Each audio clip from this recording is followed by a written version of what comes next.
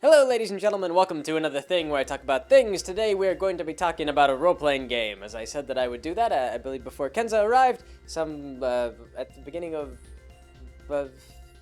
August, I suppose. Anyway, things are a little bit late. I'm getting stuff, I was hoping to get things online that didn't get online. I'm a little bit behind schedule and playing catch-up, and I've gone back to work at CVS. But actually, I put in a 2 weeks notice at CVS. I'm fed up with the place. I've had enough. And for 2 months now, the website has made enough that I can pay my bills on it, and I believe I'll be okay. Hopefully, it doesn't fluctuate too much. Just so long as I make enough to make ends meet, then I will be good. And I will have one more day to devote to things. I will get stuff online more consistently. I don't think I can add any more regular viewer video things. I could probably continue to do the Supreme Commander casts, because those are, I don't know, less character voicings, just me kind of rattling off my ideas, and there's post-editing in that as well, so it's not like 8-minute video gets 8 minutes. It actually took me a couple hours to get the last one up. But that's, like I edit and post so that I get a lot of snappy stuff and it sounds really good and it's more fun. And I'll continue to work on it, and hopefully I'll get some interesting videos up, maybe draw in more players. Somebody asked if I would be willing to play. Like I say, I play as Flamingo on the FAF lobby. So if you see me, you can message me. I'm not sure how the private message system works on that, though. I think someone sent me a private message recently, and then I closed FAF, and then I tried to open it up again, and I was like, oh wait, someone sent me a message, and then the tab was gone. So I don't know if it's like a super reliable way to like contact me, and it'll tell you like if I'm playing a game, which is kind of neat. Although I found out it's not very accurate. Sometimes it'll like say you're playing a game when you're not in a game. Like I was out of a game for hours and hours and hours, and then it was like a Flamingo's in a game, and you could click the thing though, and what it'll do is there's a live stream. And so you can watch as people play live, so if you're into that kind of thing. I'm not a very good player, but there's a lot of guys who are actually really good that have a lot of really good control of the game. I mostly just play with friends. I play on the ladder somewhat, but you know, but not like a really good player. I don't know if I'll be like fun to watch. I know that I play a lot of games where I just do stupid stuff, or I do the co-op campaigns. But yes, that is that. CVS just drive me crazy. It was like I don't know, I'd been away from it for 2 weeks, and like I'd never been happier. And part of that was, of course, because Kenza was in town, and I'm never happier than when I'm with Kenza. And you know, but as soon as I went back to CVS, it's kind of like the day after. Just the job is stressful, and even on a good day, like the day after, like I don't know how to describe it. Like I wake up and I kind of go back to my routine where I'm like a little bit happier, and the day is better. And CVS just kind of leaves just sort of a, it's not like a pain, but just sort of like a, I don't know, like a nasty chemical feeling in my body. Like the next day, I just sort of feel like just tired, just not good. And, you know, and plus I'm getting sick of this stuff where I'm getting like, you know, emails, and it's like, hey Greg, you know, CVS needs you to come in for like a meeting and things like that. And it's like meetings on like such low pay. It's like you need to schedule time when you're not at work to come in and like, oh, you doing something? Oh, you got plans? Like, oh, someone's funeral? Well, better cancel that funeral and come in for a business meeting. It's real important. So that kind of stuff, just stupid. CVS has just been a stupid employer. They're so strange.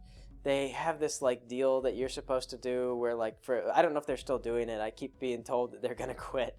And what it is though is that they like ask, they have questions, and they're like, what do you feel about CVS? And you're supposed to write in how you feel. And I used to crack up my supervisors like every month that I would have to do this, because they would ask me questions, and they'd be like, how do you, like, what is your plan for creating a laser-guided approach to satisfying customer happiness? And then I would like write up a plan that was like describing lasers. It's like, well, what I will do is I will hold a mirror, and I will have the customer hold the mirror, and I will direct customer service towards them, and the bounce off the mirror and produce an intense laser of customer service. So stupid crap, just stupid crap like that. Sometimes it was like a rant on the company, and then other times it was this or that. And for a while, like a lot of you would think that maybe the pharmacists would feel better because they get reasonable pay. I mean, like it's a 6-figure career in most places, but it's really not. It's still not like, it's not like a happy career. It's a place without smiles. really. Because the trouble is that although the pharmacists are paid reasonably well, their workers are not paid so well, and they cut the hours and they put a lot of pressure on the higher ups, and so there's all these responsibilities and there's a lot of liability, and so like I get rants from the pharmacies, and some of the guys would come in and they'd be like happy, you know, like they'd be like young guys, they'd be like, finally got my degree, I'm glad to be working here, and within like a couple months, like they would just be defeated, like unhappy, like wanna just throw themselves off a cliff. It was just terrible. I mean, like there would be character transformations, like people would just go from bright and happy to just, you know, like I wish I was dead. And I remember we actually had a training module discussing this. It wasn't exactly this, but it was like signs that your fellow employees might want to kill themselves. And it was kind of like there was a lot of things, and it's just retail. Hopefully I'm done with it. So I got the 2 weeks in. I won't be quitting work there for a little while, but soon. But I'll be out of it soon, and then hopefully things will continue to be okay with the website. We're on a downtrend. We have had a 10% drop in viewership as of August. But then I've been posting less videos on August, so hopefully we'll get back on track, and then we'll go back to whatever's typical. Or we'll go back to just the typical stuff for this upcoming month. But yes, that's the news. Anything else? Nothing else I can think of. Yeah, that's it. So, yes, today, role-playing games. I wanted to talk about the time that I played as a gorilla. This was actually a game that was set up, it's kind of more recent, so it's fresher in my memory. A friend of mine, Sean, we actually call him Bus, Sean Bus, he wanted to set up a game, a superhero game, because he's kind of a fan of the DC universe, and so is Alan, actually. Alan's also a big fan of comics in general.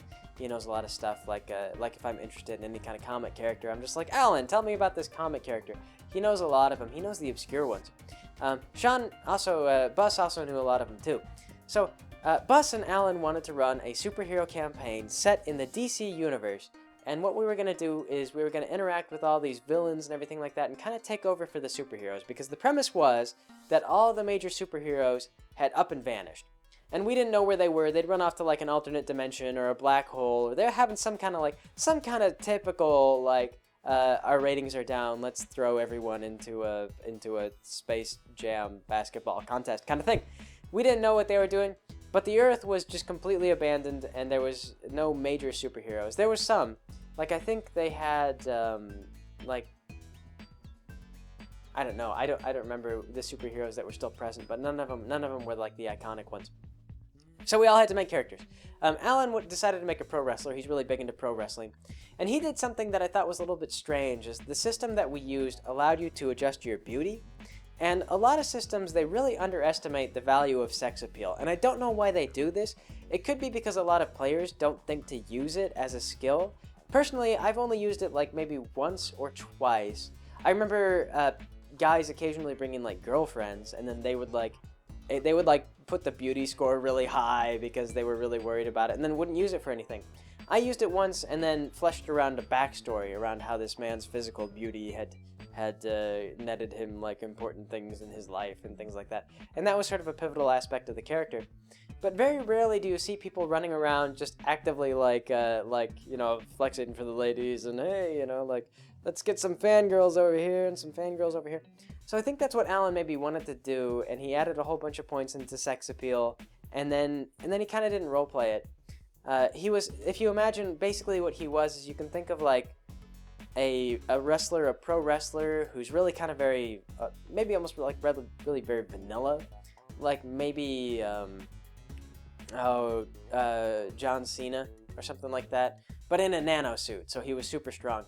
I mean, like I don't know pro wrestling really well, but when I picture like John Cena, he kind of just goes out there in like a pair of trunks and like, you know, he's not like the Ultimate Warrior where he's just got like an outstanding gimmick of like I do too much cocaine or something like that, where like you just know how crazy he is right off the bat. John Cena seems like a pretty normal guy.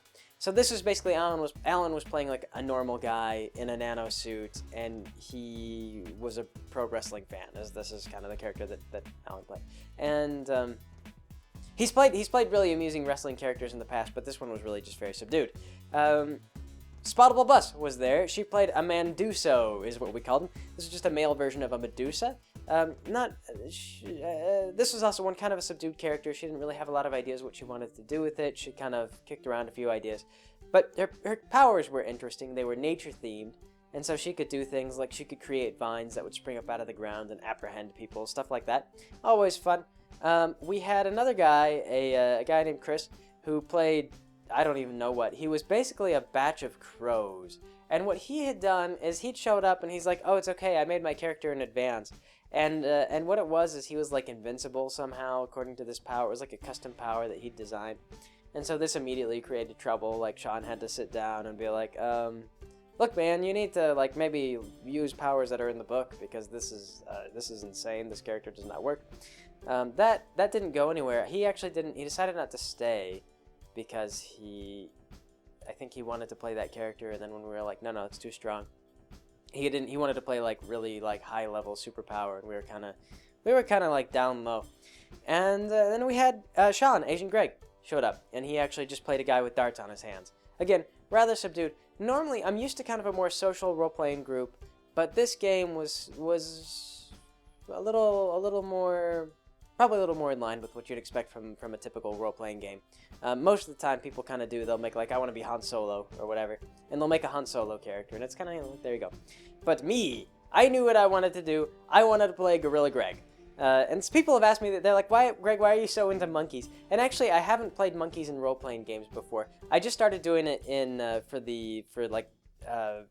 pony parodies because Lauren Faust, she gave a statement and they were like, do you think you'll ever have humans in the pony world? And Lauren Faust was like, no.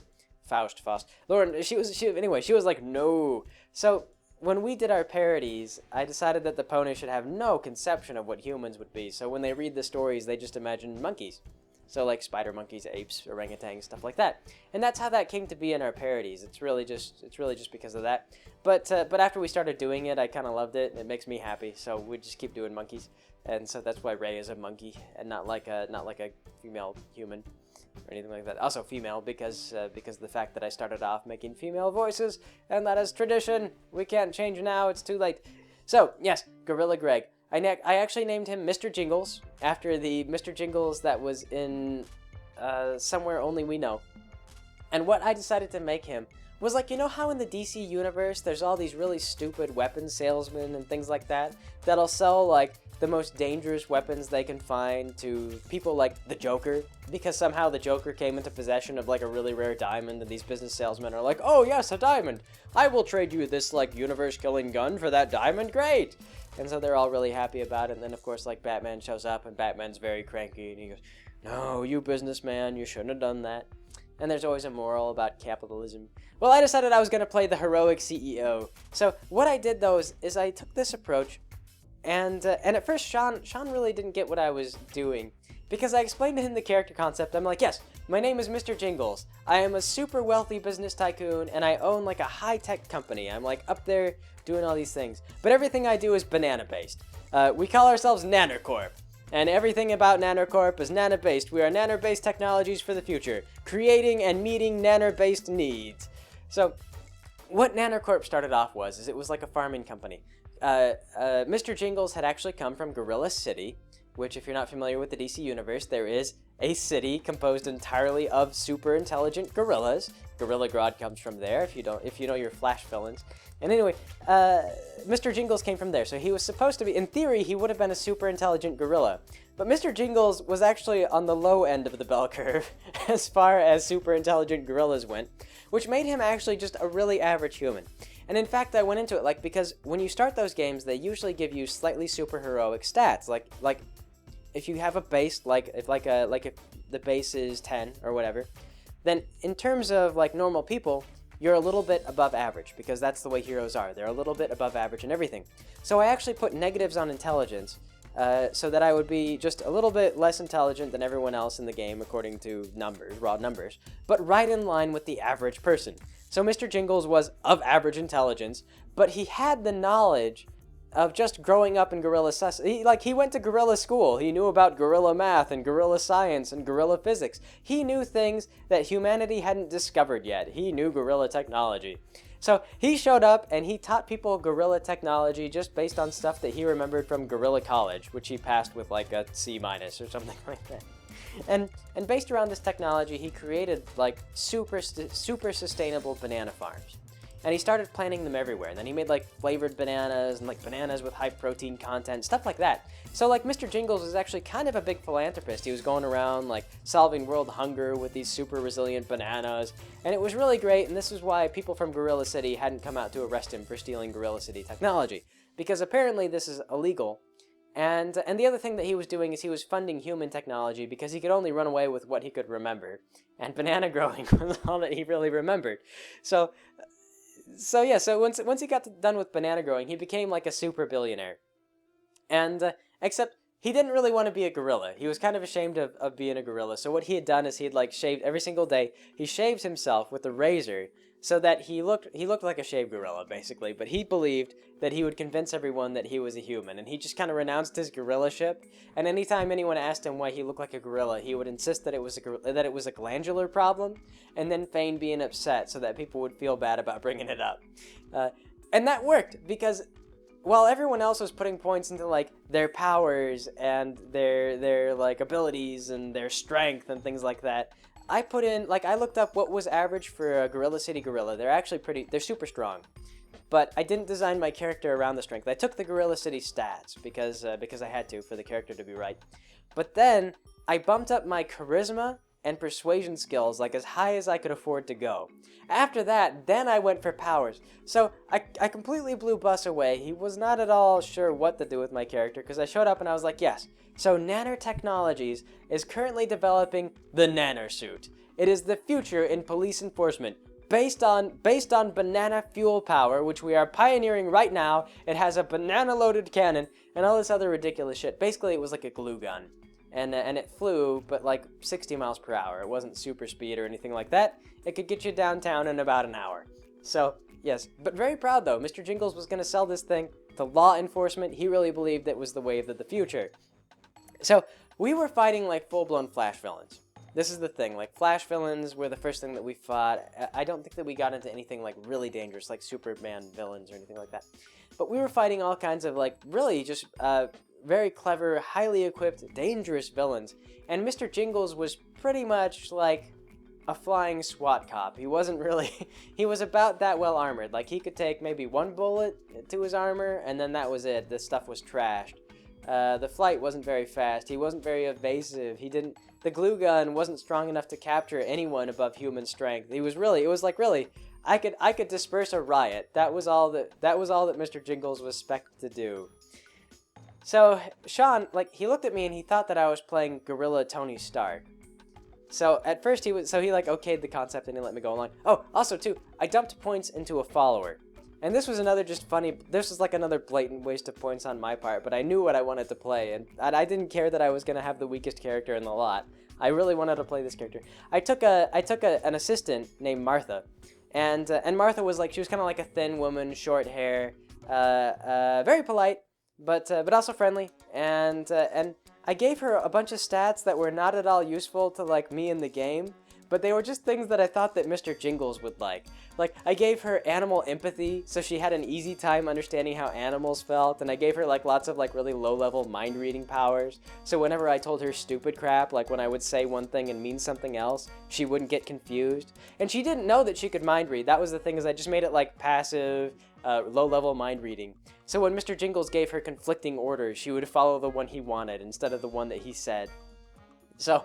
that was all. And I didn't use her for, like, anything except for just, like stuff around the office. I was like, Martha, like, Martha, call so-and-so. Martha, get so-and-so on the line. Martha, call so-and-so and get them into my office so I can do this and do that.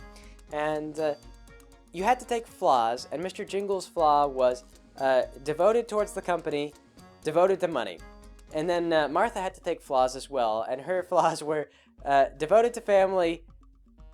I think that was one of them. She actually had a couple. I think she was devoted to family, devoted to Mr. Jingles, devoted to the company, and the family thing actually wound up not coming up very much because like Martha worked a 9 to 5. Like she that's when she was hired. She worked a 9 to 5 and then she went home with her family. So the whole devoted to her family thing, that was more for like if Mr. Jingles called and she was off hours. that was so that Sean knew to make her complain. She wasn't like more devoted to family than an ordinary person. It was just like, it's a note for the GM. It's like your player or your NPC or whatever, they're supposed to have these particular hang-ups, and if they don't roleplay them, then you're supposed to speak up and be like, hey man, aren't you devoted to your family? Like, don't you want to go home? Stuff like that. So Martha, devoted to family, she had to be home, like, off hours. And she wouldn't do work for Mr. Jingles if she wasn't working. So, yes, that was my beautiful, beautiful character. Surprisingly more effective than Bus expected. Because here's the golden thing about a social character. If you guys ever do role-playing, if you ever get the chance, I do recommend trying at least one social character. One of two things will happen. The GM, especially if the GM is not sure what to do with it, if they've never seen this before, you will either bowl the GM over and win every encounter hands down, or you will confuse the GM and cause him to ruin everything that you do. I've experienced both.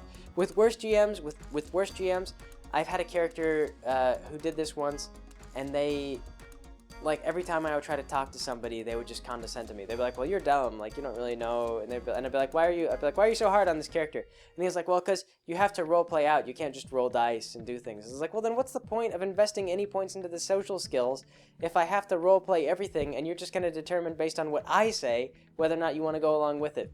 So, but some GMs, though, they don't know how to deal with it, and so when you do a social character, and you roll the dice, and, like, an average roll would be, like, 10, and you come up with, like, a 30, or, like, worse, a 40, and you're, like, rolling, like, 3 times the average on these social rolls, like, your GM will be not sure what to do, because if you show up, and you're like, hey, man, I'm on your team, and you roll really high, the GM's like, oh, I guess they think you're on their team, and then you can kind of talk the enemy into going away. That wound up being what Mr. Jingles did. On every single encounter that we had, we ran into, like, flash villains, and the flash villain was the biggest one that I remember. Oh, yeah. Eventually, Mr. Jingles kind of hijacked the whole campaign. And then I became the villain of the campaign because I was so irresponsible with my money. So, yes, the first villain that we had was a flash villain that Mr. Jingles had paid to cause havoc so he could demonstrate the power of the supersuit. Mr. Jingles then hired the other party members to be his bodyguards so his Nanner suit wouldn't get damaged and that things wouldn't get too out of hand. But it turned out that the Flash villain knew how to fight the Flash and had set up a bunch of bombs in the attempt to, like, kill the Flash, who didn't show up. And the bombs were all set to be, like, well beyond our skill level to stop. So Mr. Jingles, he gets out there in his Nanner suit, and there's no way the Nanner suit can handle this problem. And we actually talked to the guy. I believe that through a combination of fast talking and then, like, doing other things, like, he had a detonator in hand, and he started to get really emotional. And I think that, like, Mr. Jingles went and talked to him, but we managed to disarm all the bombs, and then we tried to talk to him for a while, and he went back and forth, and he's like, I don't know, maybe I'll just kill everyone. No, maybe I won't. Maybe I'll just. I don't know. It was the Trickster, though. The Trickster was the character that we battled, and then eventually, though, I think that we just dogpiled him, and that was the end of that. So that was the first big thing that Sean planned. But after that, because Mr. Jingles was just very stupid and not really a very good hero, the whole session started to take sort of a weird turn towards dealing with Mr. Jingles and the crap that he was preparing in his secret underground labs. Because one of the first things that we do is Mr. Jingles takes everyone down, and he's, like, trying to show off his Nanner suit. And so Sean just kind of, like, makes jokes, and he's just throwing them out there, just like cracks. He's like, oh yeah, you're like Gorilla Lab, your underground Gorilla City lab. And so he's like, so you walk out there, and like, he was making a joke, so he's like, so yeah, you know, like, you walk out there, and there's, like, a banana strapped to a table, and it comes awake and starts to attack everyone, you know, and so Mr. Jingles kind of goes up there, and me just ad-libbing, like, comedy stuff like I do, I'm just like, oh, sorry guys, sorry about that. That's Andrew, you know, banana-based steroid experiment. Didn't turn out so good. Haven't told his family yet. And so we kept going like that, and Sean just kind of ran with it, because we'd get a laugh at the way that he would describe it, and then I would just roleplay it, and then, like, everyone else would roleplay in return. They'd be like, is he gonna be okay? They'd be like, no. Well, he's gonna be great. I mean, we're working on a serum for the banana steroid, but we haven't yet come up with a way to fix it. So Andrew became, like, a character that actually existed, and so that was one of the things I had to sit down and save up my points, because this is the way that really good role-playing should be. When you build up your character, you should feel like really satisfied with the way you build your character. It should never be about like how strong am I or how good are my guns or things like that. It should always be like, oh, the GM introduced that I have a banana monster in my basement, so therefore I will start spending points on having a banana monster in my basement. So that's what I did, is I started to save up points to have Andrew as an official character with a character sheet and everything else like that. So as I was gaining points, I was gaining Andrew the banana monster, who was growing in power and soon to escape and also do Mr. Jingles' bidding. Because Mr. Jingles had a good corporate culture, and while he wasn't always responsible, the people that worked for him liked him a lot because he paid good wages and had good benefits packages and stuff like that. Also, Mr. Jingles was friendly. He was very charismatic. Woe betide when Mr. Jingles has kids and they take it over, then the whole place is going to go right down the drain. So, yes, Andrew, and then what happened was, I can't remember the name of this guy. I want to say his name was like Kane or something like that. But this guy Kane shows up and he's claiming to be an investor. And Sean cracked up and he awarded me extra points for this because it turned out that what Kane was is he was doing like the most dangerous game angle, where he was stealing like top-ranking assassins and superhumans and stuff like that. And Mr. Jingles made his list because Mr. Jingles was a high-profile like public figure who was always making speeches and always trying to deny up and down that he was a gorilla. And Kane was kind of racist against the Gorilla City gorillas. And he's like, you're gorillas, you should act like gorillas. And Mr. Jingles was like, he was just like, I'm not a gorilla, I have a glandular problem. I have a glandular problem. So, yes. So Kane was just really racist about the whole thing, and he shows up and he's like, I'm not here to buy suits from you stupid gorillas. And so he starts to gas the place. He had like gas installed in the air vents, and so the canisters pop open and gas starts to pour in and everyone falls unconscious. But Mr. Jingles was demonstrating his suit, which was sealed. It was like he could go underwater with it. It was sealed to prevent like tear gas and stuff like that from getting into the suit. So he doesn't pass out. And Mr. Jingles just continues the sales pitch, and he's like, you know what? This actually works. Let me tell you, this suit comes with like a hermetically sealed container with its own recycling and oxygen system. You know, you couldn't go without this, buddy. Let me show you something. And so he just kept going. And so Sean's like, he's trying to get the villain. He's like, you need to run, Mr. Jingles. I am going to hunt you now. And Mr. Jingles kept going on. Okay, great. Now, before you do, one thing that's great for running is this jetpack. Let me show you the jetpack. And so I just kept doing the sales pitch. And eventually Sean started to attack me. Buzz started to attack me with Kane, as like Kane throws a smoke bomb and he disappears.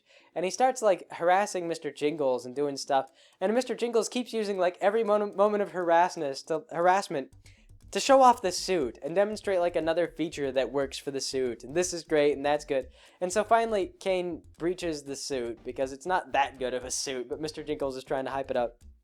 And Mr. Jingles passes out. So he wakes up in the jungle naked with Martha and immediately panics because Martha wakes up, and so Martha averts her eyes because she's in the jungle like with her naked boss. And so Mr. Jingles goes out and he makes like a dress, he makes like a skirt out of leaves, and then he comes out and he's like, this is the most embarrassing day of my life.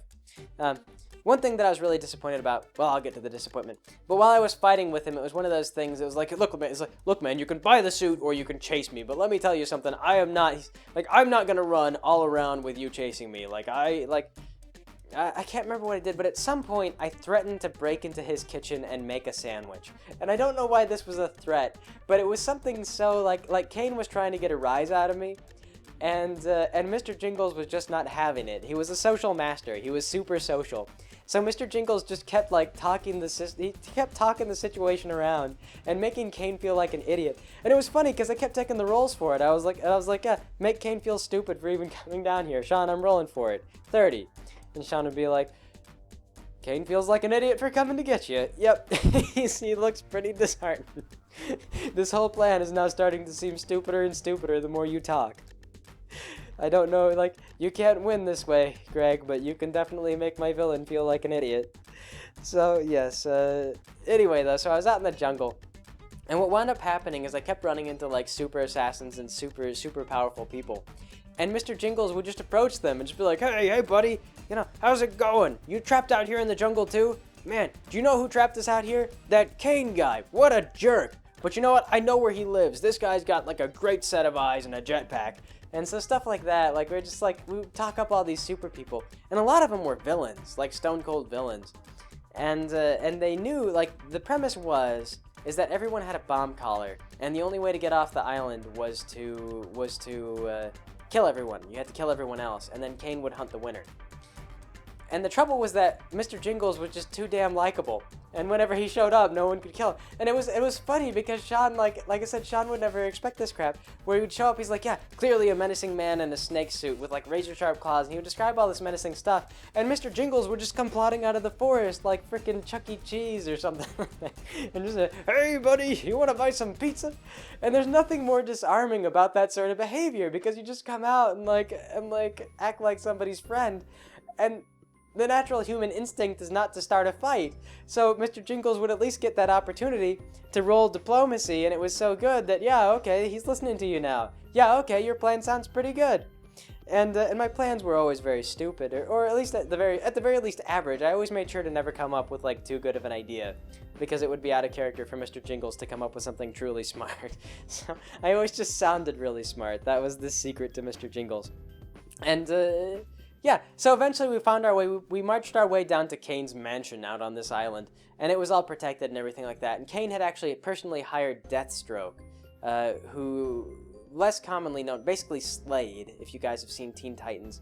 Deathstroke is kind of an interesting character. He's sort of a, when you really read about him, he's kind of an angsty Mary Sue of a character. He's like a lord of gun kata and lord of katanas, and his brain is super active. And everything he does is super duper smart, and everything that happens to him is super unfair and super sad. And so Deathstroke, he's like basically the Superman of the hired assassins in the DC universe. He's like ridiculous. He's like smarter than Batman, like reflexes fast enough to predict Superman, stuff like that. He's just crazy. So Deathstroke was actually guarding the mansion. And Deathstroke was one of the few characters, and this was probably fair, Deathstroke was one of the few characters that I couldn't talk my way around, as I showed up and Deathstroke just wouldn't have it. And especially, like, I tried to offer him money. I was like, look, how much is this guy offering you? Like $1 million, $1 billion? I got it. I got all of it. I will pay anything that you want. And Deathstroke didn't want any, like, material goods. What he wanted, what we eventually wound up doing was Deathstroke figured out that Martha was vaguely psychic, and so he promised that if Martha agreed to do him one favor at some point down the line, that he would let Mr. Jingles go. And of course, Mr. Jingles being of average intelligence and not knowing who Deathstroke was, we kept referring to him as Mr. Stroke. Like Alan and Bus both knew who Deathstroke was, and so Alan was like, no, Greg, don't make that deal. And I was like, Alan, Mr. Jingles has no idea who Deathstroke is. He doesn't know it's a bad deal. Of course he makes a deal with Deathstroke. Yeah, that sounds great. Martha can help you out one of these days. Martha's a great helper. So Martha basically signed her soul to the devil. That was great. And yes, because that's the way that you do with the DC financial powerhouses, is when the devil shows up and says, I want a doomsday device, you say, oh great, how many units does he want? I'll just sign here. I made a contract with the devil. I'm a savvy businessman. So that's what Mr. Jingles did. After that, that's when Andrew broke out of the prison and attacked the city, and he had a spore. He was actually releasing spores, which caused people to turn into bananas, and we had to stop the banana zombie apocalypse and put down Andrew. There wasn't a lot to say about it. I actually worked in tandem with Lex Luthor. I called up Lex Luthor on the phone, and I was like, hey Lex, you're like a weapons manufacturer, right? How would you like to work with Nanner Corporation, who has no affiliation whatsoever with this giant banana monster rampaging around the city? I know, big coincidence, everyone's gonna look at me, but we've got nothing to do with this. How would you like to team up with me and load an anti-banana weapon into one of your cannons? Something like that. I think we got like a military helicopter from Lex and like a small crew from him. That was another one. It was like diplomacy rolls, talk Lex into helping out Mr. Jingles. And sure enough, like we got Lex Luthor on our team because Mr. Jingles was like one rich guy to another. And for that matter, we were in Metropolis, I think. So Andrew was going to attack Lex Corp Tower. So it was really in everyone's best interest. I could see no reason why Lex Luthor wouldn't help out, and neither could Sean when I brought it up. So that was how that played. And yes, we stopped Andrew. We stopped the banana zombie apocalypse. And that was about where the game ended, unfortunately. Also that too, we beat Kane. I had to leave, though, at the last minute for that. Sadly, what I really wanted to do was, after we broke into the mansion, I really did plan to go to his kitchen and make a sandwich and then eat it, like, right there in front of Kane, while having a pleasant conversation and I was going to try and sell him the banana suit again. And she'd be like, come on, Kane, it's a really good suit. But this time I had like all these assassins waiting in place to like kill Kane, and so as soon as like I was gonna give the signal, and I had a plan. I guess maybe I did get a little too smart for Mr. Jingles on that last bit. So it's probably for the best, because Sean just had it where I took a beating. I got into the place and then got ambushed by Kane and took a beating. So probably more in line for Mr. Jingles' character. I got a little too crafty there towards the end. Maybe not. I don't know. Hard to say. But still, all the same. That was the episode of Being a Gorilla. It was a fun series of games. Sorry to see it end, but these days, my friends and I mean, like, it's tough getting together to run a game. It's just real challenging because everybody's busy with work. Some of us are busy with kids now. Like there's not a lot of opportunities to get together. Some of us go out of town. Spottable Bus kind of comes and goes from the country now. Actually, she's a linguist. She's like getting a degree in linguistics, and so she leaves the country and studies abroad, and then comes back for a while. Stuff like that. It's unfortunate part of growing up. But still a good group of guys, still a lot of fun to play with. And yes, I believe that's it. Yeah, it's not too bad. Yeah, I suppose I will catch you guys later.